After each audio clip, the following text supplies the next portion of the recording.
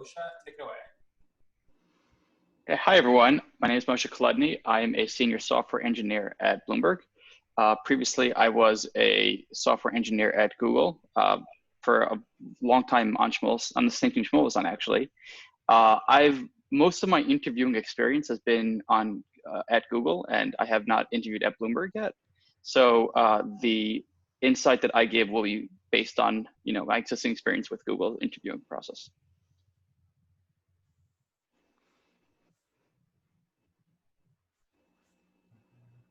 Over and out.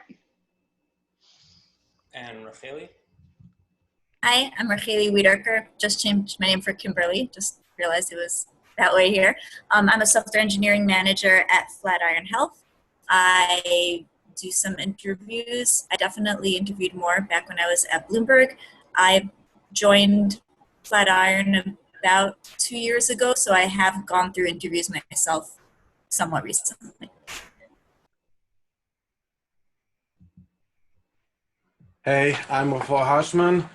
I'm the CTO at Overpass. I also coach developers with their career progressions. I've been interviewing people for the last 20 years, and I've also had many rounds of interviewing myself as I went through my different jobs. So that's mostly where my experience with interviews comes from, are mostly small, mid-sized companies, not so much the corporate world. So that's going to be where my experience comes from. So my name is Tzvi Friedman. I am an associate director at Northwestern Mutual. I basically translate to engineering manager. I manage 3 teams. They're mostly front-end focused. Most of my experience has been interviewing others for positions on my teams, although I have gone on interviews and mostly failed. So I'm probably with many of you in that respect. Great. I will say I've learned the most from the interviews that I've failed, so I'm excited to hear all about your failed stories tonight. Yeah, and hi everyone. I'm Shmuel Rosansky. I'm a tech lead at Google, and yeah, I used to work with Moshe, but yeah, give interviews and things like that. So the topic for tonight is about interviewing in corporate America, and kind of. I just wanted to call out also, feel free to send me a question in chat and I'll ask the interviewers. There will also be breakout rooms at the end where you can ask people questions one-on-one if you want, or one on many. So before we start talking about the interview, I want to just kind of give a high-level overview for the people on the panel here. If each of you could just talk about what does a typical interview look like in your company? And whoever unmutes themselves first gets to answer this question. I can go. At FlatIron, I'll go through the whole typical interview cycle. So first you'll have a phone screen where it's a technical interview, which is the kind of questions you see on like Lead Code, Stack Exchange, those kind of questions.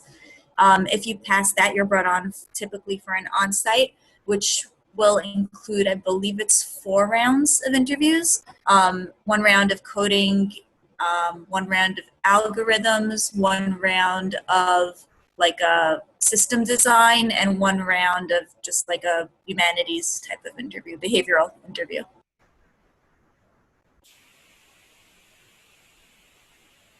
So by us at Overpass, what we do is we first have this screening where we just make sure that everything matches up and that it makes sense to go forward. After that, we actually most of the time do a coding test first. After which we do a in-house interview. Obviously nowadays the in-house interview is all remote. During the in-house interview, we go over the code that the candidate has written, as well as any code that they has done beforehand, and that's also when we make the decision. So we do have that initial code step in front of it, but there's only one major interview. At Google, the way it worked for a number of years, and it probably still works that way now, is a recruiter will usually reach out to a potential candidate see if it makes sense to continue with the process. After that point, there will be a phone screen, which would be very lead code based, and dynamic programming is usually the solution that they're looking for in a lot of the cases. If that goes well, potentially there could be a second phone screen if it doesn't go perfect. If that does go well and move forward, then there's an on-site, and the on-site is a pretty brutal experience. It's about 4 or 5 rounds, 45 minutes each. There's a lunch in the middle, and it's pretty intense to say the least. And those questions range. They have a rubric of what they're looking for. Generally, they have algorithms and coding and data structures and other things. There are some culture fit type interviews, which they started recently. I haven't really given any of those, but that is a new element to the interviewing process there. So at Northwestern Mutual, it's the interview process is a little immature, and that's because it started as kind of a startup that was acquired, but it's evolved over time. So to start, you'll speak to a recruiter. I think that sounds familiar already from everybody else. After you speak to a recruiter who is just basically looking for certain skill sets that the engineering manager or the hiring manager gives to the recruiter, the recruiter will pass your name to a hiring manager and your resume, and the hiring manager will get a chance to say, oh, I want to speak to this person or not. So I just want to make that point that your resume is probably really important at that stage. After that stage, it probably doesn't matter. Once the engineering manager kind of gets a chance to say yes, they'll set up a phone screen. The phone screen sometimes takes half an hour, could take up to an hour.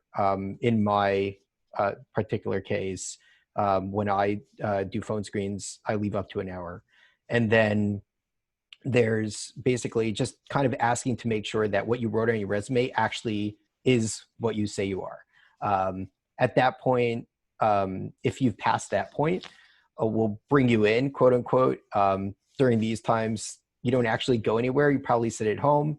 And we've changed the process a little bit, but it's either you come into the office, you have a somewhat brutal Google-like interview where you're sitting with kind of a bunch of people for 45 minutes and they're asking you questions. Or now it's basically 2 days split up. We'll ask you questions. We'll set you up with a bunch of people. They'll ask you questions, mostly technical questions, although there is usually somebody more senior who is just looking for culture fit, which basically means, are you somebody that they can talk to? Wow. So my biggest takeaway is that the Google interview is brutal. But so it sounds like these interview processes are really stressful, and there's a lot going on. And this kind of leads into one of the questions that was submitted before this event about being nervous before interviews, and kind of how does a candidate work, to prepare themselves and to minimize their anxiety. And for this question, I'm going to jump to Tzvi because you mentioned that you failed interviews. So we're going to start with you, not picking on you, but I just want to hear your perspective on this, and then we'll get from everyone else as well. Yeah, definitely start with me because it can only get better from here, right? So I would say that preparation is key. Honestly, most people who go on interviews at that stage, they're already pretty confident when they bring you on site that you're a good candidate. Otherwise, they wouldn't waste that time. Remember that you have a bunch of engineers and their time is, I don't know what the actual number is in terms of pay per hour, but we're talking about $1,000 of money per hour that they're wasting on interviewing you. So they're making essentially an investment in the interview. So you should feel confident going in that they already want to hire you. Now, you have to practice so you feel that confidence inside of you. So maybe speak to a friend, do a few mock interviews, even if they're not engineers. Just kind of sit down with them, run through the process, get some inside information. If you have a friend who works at the company, find out what the interview process looks like, so that when you get there, you'll at least you'll feel comfortable in the process. There was an article, really good article, that I will try to paste into the Slack. I think it's come up before. I think Rachelli brought it up. And that's that basically tech interviews are about testing whether or not somebody can work under pressure. So that's my take. Yeah, I think a lot of the advice that I give to people when they're going into interviews and they're very nervous and stressed out of the whole situation is to not really look at it as kind of you're in the the witness chair and you have to kind of prove your innocence or something like that. It's more of looking at it as a nerdy conversation between two people trying to solve an engineering problem. And just that shift in mindset, I think, is critical in being able to kind of, reevaluate the entire dynamic between interviewer and interviewee. Generally, a lot of people have experience with this already. They're talking, in the Slack group, there's, conversations that go on about, how to solve, this problem, how to do this, how to do that. People talk to their coworkers about that. It's a bit more intense of a process, and it's a more focused, and you're in the driver's seat more, like 90% of the time instead of just like, 50% of the time. But ultimately, having that approach to it, I think, is critical to be able to kind of get through that element of stress and nerves. Yeah. Another thing also is that you have to really know yourself. You have to know what's the right job for you. What's the job that you're looking for? And knowing before you go into the interview that if this job is not the right one for you, you don't even want it. It's not even, it's not even in the cards for you. So knowing yourself and knowing what it is that you're looking for and that you would really excel at from the outset can make a very big difference in your comfort level. So by preparing a very vivid list of what your points of strengths are, that way you create the luck yourself. There's a saying by a Roman philosopher: luck is when the preparation meets opportunity, right? So if you have the preparations done, as well as not just having the preparations done, you really have a picture of what it is that you need and would excel at. When the right job comes on, when the interview comes in front of you and you actually are the right time in the right moment, you can actually present yourself the right way. So by doing the preparation, it's okay to fail because it's just another step towards the right one. And I think that's really how, if you look at it from that perspective, then there's really nothing to be nervous about because it's just another step towards finding the truth.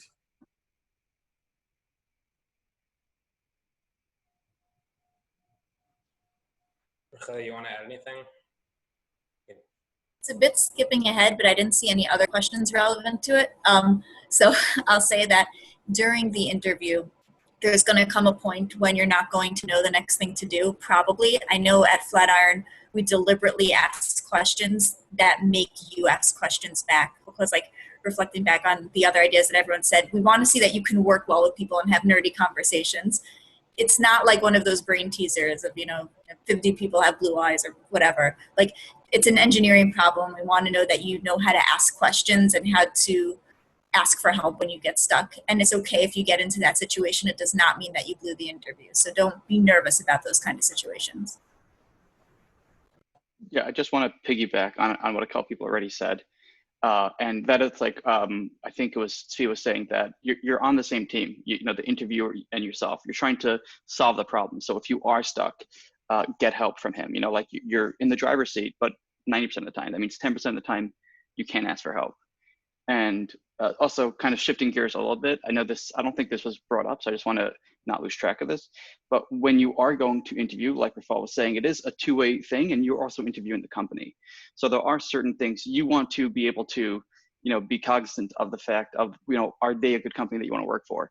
And, there are a lot of things that you want to watch out for, and, there are a lot of red flags, and, being aware of, if what your comfort level during the interview is, if I've interviewed at a place that they wouldn't let me see the engineering area or talk to anybody, and they kind of kept it, like you're corralled into a room and like don't talk to anyone on the way in or the way out, and that was it wasn't a great place. I didn't get a job there, but I know other people that work there, and I know it was a bad place.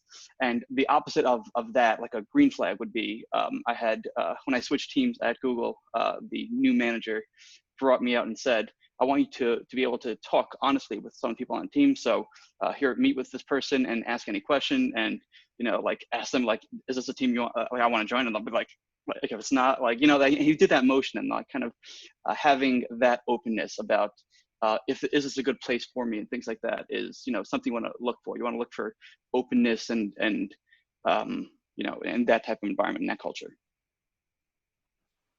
And I just want to add one more thing also. On a personal note, it's very appropriate and common to be nervous before an interview, and it's okay to not get in the first time. I know for myself, I didn't get in my first attempt at Google, and Moshe's raising his hand.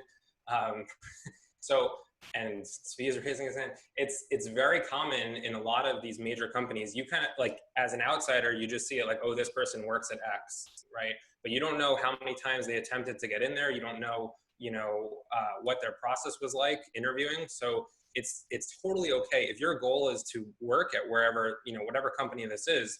Even if you're nervous today, it's totally worthwhile to study and practice and prepare and attempt the interview, because if you do make it in, great, fantastic, you made it in. And if you don't make it in, then the next time you do it, you'll be more comfortable with the process because you'll have already done it once before. So definitely, push yourself in that area.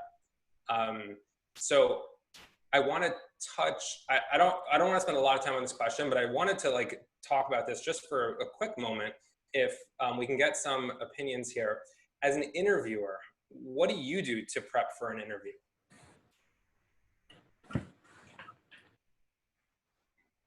I've been reusing the same question for every interview, which isn't a bad thing. You don't want to use a different question every time, because you want to be comfortable with, as an interviewer, you want to be comfortable with the question and the potential answers, and kind of being able to contrast different solutions to it. I can tell you from my experience, interviewers don't really look at resumes that much. It's really to get through the guarded door from the recruiter. But after that point, unless it's very flashy and has things that I'm interested in, generally I'll gloss over it. So to answer the question, not much. That's the point I wanted to talk about is do you do any prep work about the candidate? And so your answer was not much. I'm the opposite of that. So I will not look at the resume per se, but I'm looking at the candidate throughout the process. So I will look at the candidate but when they kind of talk to the recruiter, and I'll give the okay to that. And then I'll usually speak to them during the phone screen and usually during the actual in-person interview. So I usually know them very well once they've come in. So I usually know what kind of questions I want to ask. So in general, I will ask very pointed questions, usually building upon some of their past experience, something on their resume. So my advice has always been, if it's on your resume, make sure you know it well, because I will ask detailed questions about that. And if you write something on your resume that you don't know well, it looks really bad to me that you've highlighted it. If you wrote, I architected this amazing web application, blah, blah, and then I ask you about the architecture, and you're like, well, I basically wrote a component, I'll be like, okay, he's playing me. So, and I actually failed on this so my first interview, I wrote a highly scalable application. And basically it was a static website, which is highly scalable, right? Because it's static, and so it can't go down, right? But the interviewer took offense by that, because he said, well, it's just a static website. Even if it's dynamic, and it does everything you were asked to do, it doesn't make it highly scalable. So I took that out of my resume, and I didn't know I would get caught on that. I was green, but just be careful. Yeah, so I actually also use the resume as part of the interview. What I do before the interview is I will look through the resume, I'll look through the notes from the screeners, I'll look over the code project that they submitted, and as well as any public repositories. And generally when I come to the interview, I have a very clear picture of what I want to know about this candidate and where I would like to go with them on the journey during the interview process. I will use the resume as a conversation starter. So if there's anything about, let's say, like you mentioned about, scalable applications, I'll use that to really drill into things that I've seen in the code, or I will use things that I've seen in the code regarding code cleanliness and things like that. So any information that I have obtained about a candidate, I will use during the interview and drill down on that. And what my goal is by doing that is to get a picture of the person, not just as a coder, but the person, as a individual person with a personality. Integrity is extremely important for me. I don't care how good they are. The moment there's any kind of dishonesty, it's a done deal for me. Communication is really, really important. So if the resume or the code or anything communicates one thing, and then during the conversation, it's very clear that it's something very different. Again, there's a communication skill here. So I will really drill down on that to see if is there here a challenge that we're going to have in terms of communication. So regardless of what it is that is I find, I will use that information to really drive the conversation.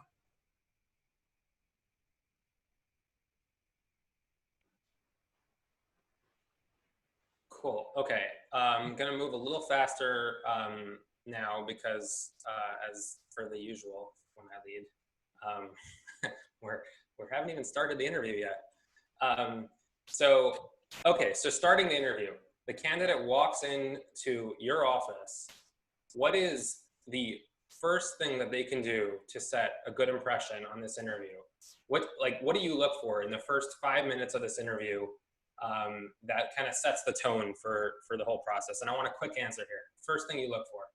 I have actually a very simple one. Are they on time? Are they curious? And are they themselves? Great. I'm just going to say big smile. That was my answer. Big smile. Are they somebody who's happy to be at the interview? Yeah, same as the other answers. Pretty much body language and personality, what they're bringing. Body language and personality. So that's really, really kind of, opens up the interview. So now further on into the interview, right? This is a very common question that is given in interviews. You may have not given it in an interview, but I'm sure a lot of people here on this call have had this question before. People get a question, tell me a time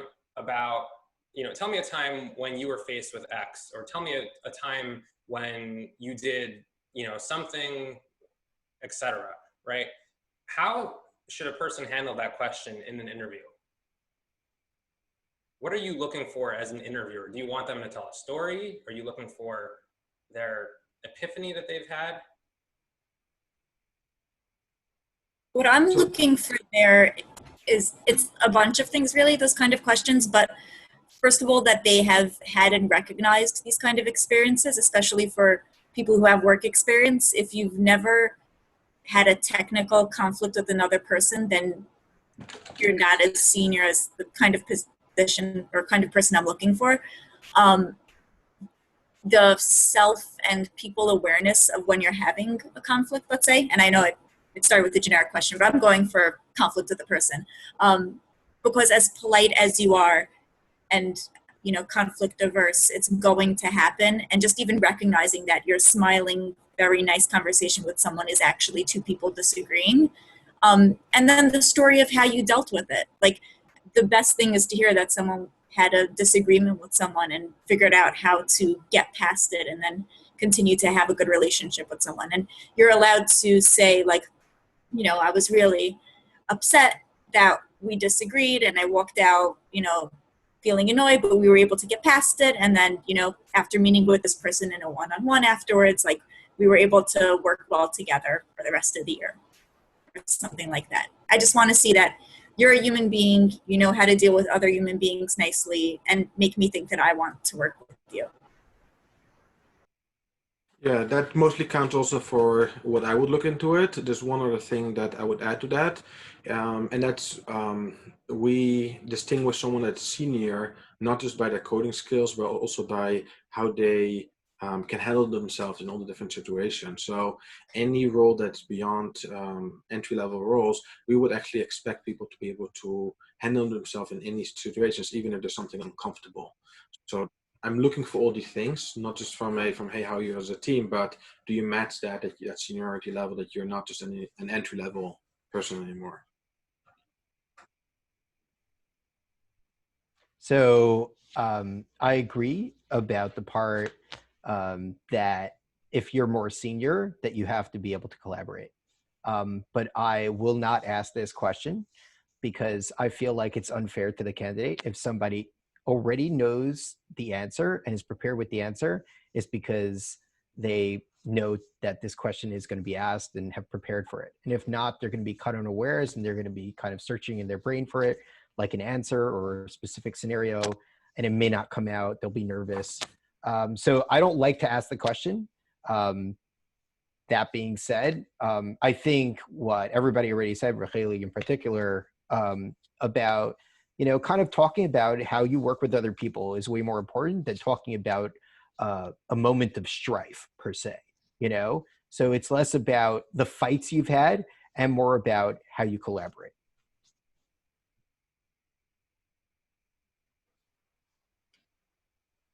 Okay, so kind of flipping the script here for a moment.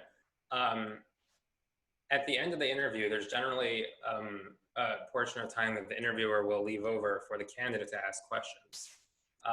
So I'm going to ask you for two questions here. One is, well, I'm going to set you up. Should the candidate ask a question there? And if your answer is yes, what does it say about the candidate who doesn't ask a question? You're shaking your head. And then the second question is, what are some good questions that you've gotten at the end of interviews? I mean, if you don't ask a question, first of all, people should be asking questions. If somebody doesn't ask a question, it means that they lack interest, they're not curious. Often it means that the person already almost like gave up, meaning they're not confident in themselves. And how can I, as a interviewer, be confident about hiring you if you as an individual are not comfortable with your own place here based on the interview? So for me, that's a big warning sign if somebody doesn't ask questions. In terms of what are the best questions that I've been asked, a lot of them will have to do either about really truly understanding what it is they will be doing with the company or what the company's mission is about. In other words, they really show a real interest and genuine interest in what's going on, what they will be working on. And the other type of questions that I think are really good is follow-up questions based on the interview, things that they were curious about or something that they failed on, something that they didn't know. Being curious about what the answer was, showing that they actually want to learn more, that's not a showstopper. So those type of questions would really impress me. I'm going to jump in real quick because I just remembered the worst question that I've gotten at the end of an interview was, did I pass? Yeah, I've gotten those, yeah. I said, you'll have to talk to the recruiter for that. They didn't pass that interview.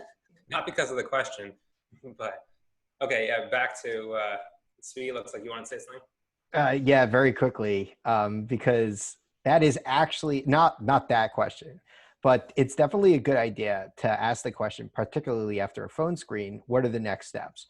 And from a psychological perspective, what it does is it helps the engineering manager think about the next steps and kind of set up the idea that you want to move on.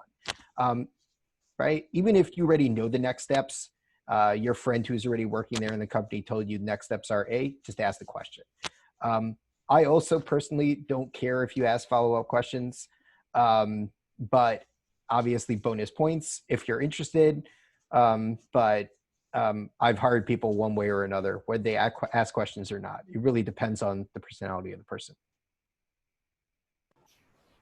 I really like the questions that ask about the business or about the company's mission. I think that can have a redeeming quality if your technical interview is on the cusp. Like if they're not sure if they should pass you or not, but if you then like double down on like, I read this on the website or I heard this from a different interviewer and it sounds really interesting. And especially if you get to follow up with and I researched it a little and read a paper and how does your company deal with a certain thing? Like if you come in with that passion, that can really help out.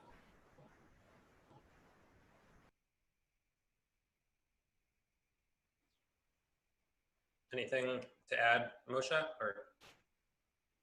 Or generally, like I'm with Tzvi. I don't really feel that lack of questions means anything. After like 4 rounds, you really have no more questions left on the 5th round. So it didn't really bother me too much. Someone didn't ask. But yeah, like good questions are nice to see, but I don't think they would affect my response on the interview itself. I don't think it would affect my, feedback. So I have a quick question for the interviewers here also, because I know I always leave time at the end of the interview.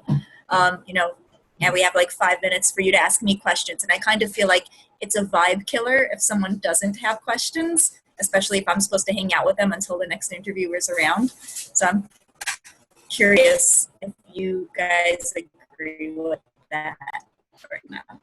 Generally, if the 5 minutes is for general questions or for bio breaks or snacks or anything like that, because everyone bleeds over into everyone else's time. So I kind of steal back. If I do get time to steal back, I'll give him some time to just relax, check his phone because his phone's been buzzing for the past 45 minutes as people asking how he's doing so far. Just give him some space and some privacy if he needs it. Yeah, he's still pretending he's at work, right? So, so yeah, I mean, the same. I mean, sometimes I'll make, small talk, just to keep, get to know the person a little bit better. But honestly, I doesn't really bother me if somebody doesn't feel like they have to ask questions. I will prime them, with some more information. Would you like to know more about ABC? But it's more of just a conversation starter. Okay, so I do leave time generally at the end of the interview. I mean, but it really depends on the interview because a really good interview will answer the questions from both sides during the interview. So it doesn't necessarily have to be like that. The questions are being asked like, in the last 5 minutes. I would want to see the questions answered as part of the duration of the interview. So if they ask me the right questions during the interview, then I don't feel like they have to still answer the question. But it really depends on the style of the interview. Also, by me, it's like one major interview rather than 4 rolling interviews of hours long. So I guess that makes it also difference in terms of questions. But yeah, I do always give space for it. Yeah, and speaking of awkward silences at the end of interviews, so at Google, as Moshe mentioned, we have 4 or 5 interviews lined up throughout the course of the day. And I was giving an interview once, and then I left the 5 minutes, and we had our little chit chat. And then I'm waiting, and I can't, as the interviewer, I can't leave until the next interviewer comes, because someone has to be there the whole time. And the next interviewer just like totally flaked and didn't show up. And so I'm busy like texting the recruiter. And I'm like, what's going on here? So we just like sat and chat. But yeah, sometimes there's an extended period of time that's unplanned. We have 2 more questions before we wrap it up for the evening. This question was submitted, or there's 2 parts to this question. It was submitted before. One is about Shabbos and Yontiv, and the second one is about childcare, working part-time due to childcare. So the first part, and I think it's kind of the same point here. It's but feel free, panelists, to address either one or both. The first point about Shabbos and Yontiv, right? We people need to leave early on Friday. And the question was raised: how do you approach that topic on the interview? And then a similar question was posted about childcare. If a person can only work 35 hours during the week, or say they need to leave early to pick their kid up from school, how do they approach that on the interview? Yeah, So, go for it. I have a quick one. My 2 cents are: don't ask for anything on the interview. Go, pass, get your offer, and then negotiate. You are protected by law for both of these things and for a whole bunch of other things. Don't ask. Don't ask because their opinion doesn't matter. They have no control over it anyway. Don't ask. It doesn't matter. I mean, I actually went back and forth on this a whole bunch of times during my career. In the beginning, I was like, I'm not asking. I'm just going to, I don't know, flake out early. And then my second, kind of position, I was very upfront about it. They didn't care anyway, but I was very upfront about it. And now I've gone back to they really just don't ask.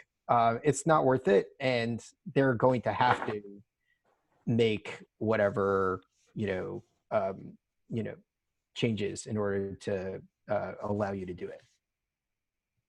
So I would distinguish between the working part-time and the Shabbos Yom Tov. The Shabbos Yom Tov, 100% don't ask.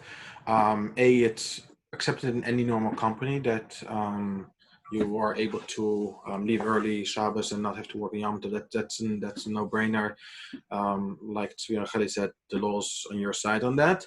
When it comes to only being available part-time, obviously that's a very big difference in terms,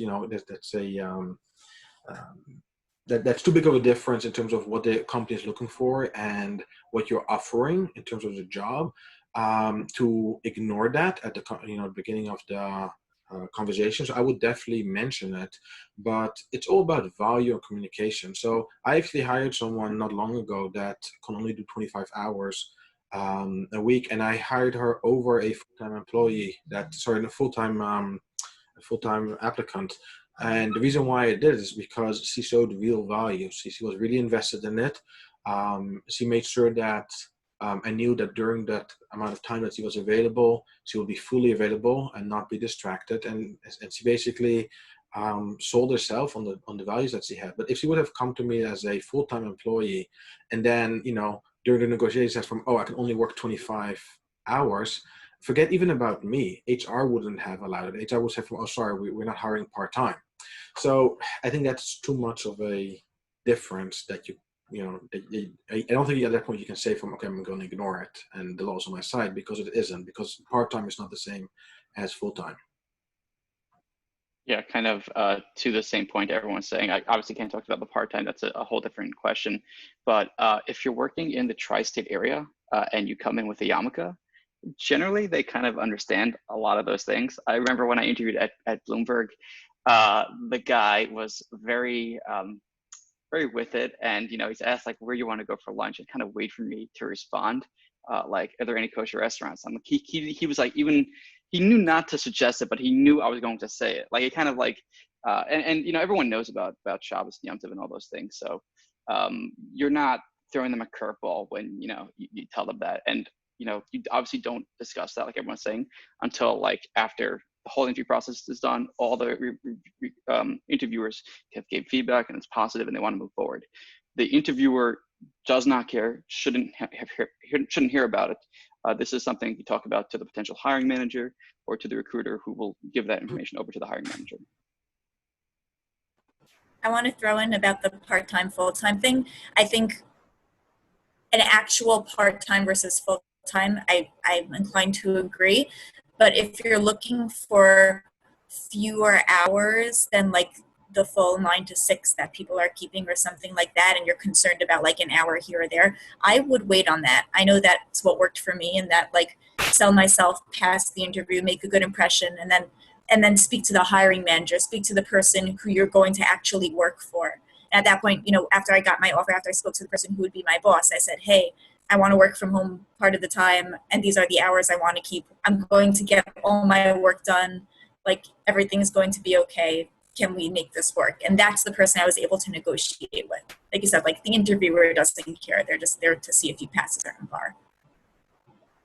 Yes, 100%. I agree with that. But again, like it's about if there's a material difference between the job that's being offered and the job that you're essentially trying to accept. And that's something that you're going to have to make a little bit of a judgment call on it. But if it's 25 hours versus a full time, that's a material difference. If you need a few hours here and there to be able to pick up your kids early and things like that, especially if you're willing to like make it up, that's absolutely something that companies should be flexible with. And just to add to this also, another point that came to my mind is, so I started at Google in June, and June, July, August, what happens is September, October, we have all the Yom Tovim, and I didn't have enough vacation days banked up. I didn't even have enough negative vacation days that I can go into to do that. So what worked for me in that situation, again, this is like a very personal situation, talk to your manager, and especially if you're starting a new job before the Yom Tovim or before, Pesach or any big thing like that, talk to the hiring manager or the team that you're going to be working for and ask if you can. So what worked for me was I substituted Sundays and, kind of making up extra hours to make up for those times. Again, as was mentioned by Tzvi, that like legally they can't force you to work on a holiday that's your religion. So like it's a non-starter for them to, not like to force you to work. The worst case scenario would be to, you'd have to take unpaid leave or something like that. But I think if you bring up the subject with whoever you're going to be working with and approach it from, I have this religious obligation that, is important to me, but I also, my work is also important to me. How could we work together to do this? I think most organizations would be very receptive to that. Yeah, a funny thing with this actually, I think it was like maybe like 15 years ago. I was at a job interview and the guy pulled out a calendar and he asked me to show me which days I would be taking off. Like without even me prompting it. He knew about it. He just wanted to know what days are you not going to be here. That's like borderline not kosher. I don't know. I'm not a lawyer. Speak to your local Orthodox lawyer. Yeah, I agree with Shmuel, but disagree about the point about religion. Don't bring up religion. Yeah. I've had people basically tell me before they start that they have planned vacations, even if it's for a month. I have a vacation planned. I'll be away for a month. It's a week into, me joining. We know it. You told us. That's if you don't bring up religion, and then you're fine as well, as long as you give them a heads up. Just be very upfront about it. And I agree. You have to kind of be upfront about your time. If you know for sure that you can't be available for the full 40 hours, what they expect, then you definitely have to be upfront about that. But if what you want is flexible working hours, that's a different story. And again, I mean, that you should start out doing the full 40 hours, but slowly transition to something where you have more flexible hours. So I want to just wrap up with, well, now it's 2 questions for real. I'm sneaking another one at the end. I think you're going to like them. Trust me. So the second last question here, this was also submitted before the event tonight. So a person had a situation where they had an interview, they had a very successful interview, and then they were asked the question that instills terror upon interview candidates: how much money do you want to make? And they said to themselves, well, I'm going to start off the negotiations by picking a really high number. And they picked a really high number, and they never got a call back. And eventually, when they met this person again later on in life, they asked them, why didn't you give me the job? And their response was, the salary you asked for was too high.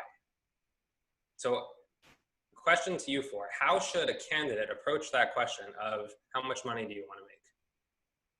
So in general, when you are interviewing, you need to be interviewing a lot across many companies. Hopefully, you should be able to time it and coordinate it so that you have multiple offers on the table. If and when you have multiple offers on the table, you very much have the upper hand. It is a bidding war for your employment at that point. You don't say, I want to make X amount of money. You say, that company is willing to go X amount of money. What can you do? You don't need to be quite as combative about it, but you could be upfront about like what you have, what options you have on the table, what you're looking at, what you liked about this company, what you liked about that company. Obviously, salary is like forefront of the items, but there's different cultures, different technologies, different things that you're looking for. The career progression on the company may be different, better suited for you or something like that. And you can bring all these things up. It's all fair game. Recruiter, this is their job. Like nothing you say, you're not going to face them. Nothing. You're not going to say something taboo. I mean, unless you say something silly, but generally you're fine. This is what they do for a living. They're in this combative-ish job to get candidates to get into. They don't get paid unless they get the candidate. So they want you there. They're not looking to kind of catch you and don't have to hire you. They want you to be there, or else their 3 months of work on you is wasted. So, but having multiple offers just is a game changer when it comes to salary negotiations. Absolutely. But not everyone is going to be in that situation. So in case you're not in a situation where you have the upper hand, sometimes you just don't have the upper hand. What you have to realize is companies, at least most normal companies, are not looking necessarily to negotiate so much with you. They're trying to figure out, for example, do you fit within their budget? Do you know what you are worth? And are you at the right professional level matching your income? Those are the three things that people would want to know when they ask that question. So if you don't if you don't have a clear picture of what you should be earning, that's something that you should be looking up before the interview. And then during the interview, you never want to start from a point from negotiation, like I'm going to start higher than they're going to offer me so we can negotiate down. Companies are not interested in negotiating. Companies are trying to figure out what's a fair value we can pay you for your time. And yes, I know there's always going to be companies that try to take advantage of you and try to really get you for the least amount of money possible. And those aren't necessarily the companies you want to work with. So it's fine if you fail with those type of companies. So take a step back, figure out what you're really worth. Often that's going to be a range. And then you can start at the upper echelons of that range if you feel you did really well in the interview. If you feel you didn't score so well in the interview and you need that negotiation power, don't go to the upper echelons. Go somewhere more in the middle. Don't go to the bottom. And by doing that, you show your value. You show that you know what you're worth it. And it's not going to be about the negotiation because everybody knows what the ranges are. If you are an entry-level developer, the rates are very fixed based on the type of companies you're going to interview at. And again, that's something that you can look up beforehand. So, Rachel, you want to go first? Sure, thank you. I would say if you're able to flip the question back and say, well, what are you willing to pay me? That's a good power move. And to whoever this was, like the fact that they ghosted you afterwards instead of returning and saying that's above what we're willing to pay, like you're the one who dodged a bullet here. I would hope that all recruiters would respond in this kind of situation. That's all I've got. So yeah, so just to add on to what Rachel said, because she said everything that I was going to say, but the first thing is that they're usually, from my experience at least, if they're going to make you an offer and you say something, they'll come back to you and say, I'm sorry, but we can only do until. They won't ghost you.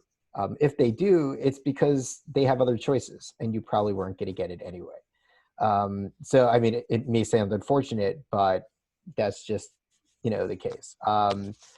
And I guess the other thing is that information, like every other negotiation, is the currency.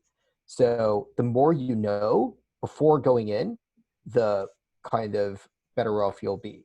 So if you have a friend that works at the company, you can find out the range. You can do some research online about the ranges. Know as much information as you can before starting to negotiate if you really want the job. I've had situations where I got offered something and it just didn't pay. And it was really uncomfortable to say no just because the money didn't pay. But I ended up doing that. And I did it in a way that hopefully was amicable. That basically said, I said, listen, I just can't do it. It doesn't pay for me to move. And I think they understood. So yeah, sometimes it makes sense, sometimes it doesn't. There is some negotiation, but as Refoel said, they're stuck within the range, and there really isn't much that you can do to get out of it. Yeah, also, just to the point that Rachelli was making about trying to throw the question back, all the power to you if you do, but many people won't let you do it. I won't let people do that. And I'll tell them straight out, I really want to know what you feel you're worth. I'll tell them straight out, I already know what my ranges are. I just want to know what you feel you're worth. So I won't let you throw that question back at me. So be prepared for that to happen. And like you were saying, really make sure you have all the information at hand. Yeah, that's really what I want to add. So I'm going to counter that back to the original point. Because actually I had a situation way back where I interviewed somewhere and they asked me how much I wanted to make. I said a number, it was too high. And then they ghosted me after the interview, and I actually bumped into the CEO or whatever, person I interviewed with at a simcha later on. And I was like, why didn't you call me back? Because I was young and naive and thought I could, I guess you could always ask them that, but I didn't have any, and he told me because my number was too high. So then I went to the career services at Turo, and I sat with them, with the career counselor, and I said, what did I do wrong? And the advice that he gave me, and I hold true to this day, is never give a number. And Refoel, if we were sitting in an interview, I would turn it on you, and I would continue to turn it on you. And there's lots of strategies and techniques. I actually want you to interview by us because I would love to actually see this game play out. It will be fun. The only time I violated that rule and set a number was kind of similar to what Moshe said about having multiple offers and knowing your worth. Was when I was interviewing at a place, I didn't have any other offers yet, but I was interviewing at multiple places, and this one place really wanted me. And so I said, well, if you really want me, here's my number. And I picked the biggest number I could think of. And they met me pretty close there. So yeah. if you have the leverage, then I think it's a good tactic. But my advice, if you don't have that leverage, never say the number, because on the other side, they always have a number. They know how much they want to pay for this position. And so I see you want to say something, but I just want to continue because I don't want to go past 10 o'clock. No worries. That's a hard limit in my book here. So one last question. This is the last one. I promise that's it. So at the end of the interview, when, I guess this may be different if you have 4 or 5 interviews stacked up and you're kind of in the middle, but if you're the last interviewer of the day and maybe you're walking the candidate out, kind of what are some things that a person can do to really just like leave with a good impression? Like what do you think about after you leave the candidate, and what leaves a lasting impression? And maybe it's when you're walking them out, or maybe it's a follow-up, or kind of what could a candidate do? Honestly, a big sigh of relief just to see that he's human. Say thank you. Thank you. Everywhere I want to hear everyone else's opinions on this. Everywhere I've worked has not allowed the candidates to reach out to the interviewers directly. And I have had 1 or 2 awkward points there where like someone would say, can I email you to say thank you? And I would say, I'm sorry, that's not policy. And they like kind of pushed for it. That always left me with a bad taste. I think in other industries, it's very accepted and it's something you're supposed to do. So maybe it's in other companies also. I don't know. Yeah, I would expect a thank you note or response if I had a really especially intimate conversation with someone and I feel we really hit it off. That's something I would want them to follow up with me. And on being on the other side of the interviewing table, I've had times where they weren't interested in continuing with me, and I gave a really good, really well put together thank you note with really like showing that I really gained the knowledge that they gave me during the interview, and that I knew how to bring it to the next level, and that they actually like ended up with reaching out with an offer anyways after that, because they changed their mind because of the thank you letter. So never ignore the power of a good thank you if you have something real to say there. And with that, I'm going to give a good thank you to all four of you